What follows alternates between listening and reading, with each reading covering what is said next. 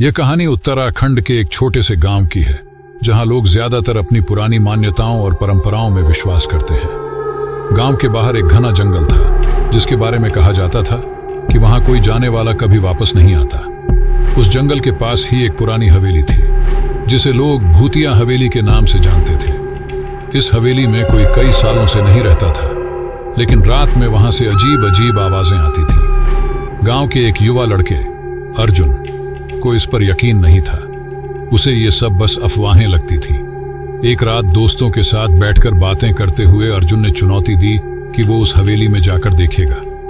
दोस्तों ने उसे बहुत मना किया, पर उसने उनकी बात नहीं मानी और आधी रात को हवेली की ओर निकल पड़ा। जंगल से गुजरते समय उसे अजीब सी ठंडक महसूस हुई, जैसे कोई उसे देख रहा हो। हवेली के पास पहुंचकर उसने महसूस किया कि वहां की हवा भी असामान्य थी। अर्जुन ने अंदर कदम रखा और हवेली के पुराने दरवाजे का जोर से खटखटाने की आवाज आई। अंदर घुप अंधेरा था, लेकिन उसने अपनी टॉर्च जलाकर चलना शुरू किया। जैसे ही वह हवेली के अंदर गया, उसे चारों ओर से सर्द हवाएं घेरने लगी।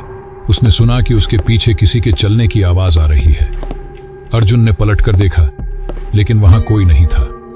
वह तेजी से चलने लगा, पर आवाजें और करीब आने लगी।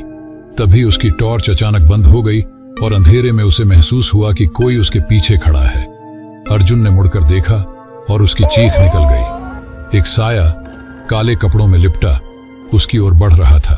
उसकी आंखें सुर्ख लाल थीं और उसका चेहरा विकृत था।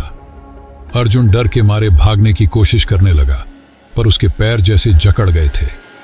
साया उसके और करीब आया और अर्जुन को ऐसा लगा जैसे उसकी सांस रुक रही है।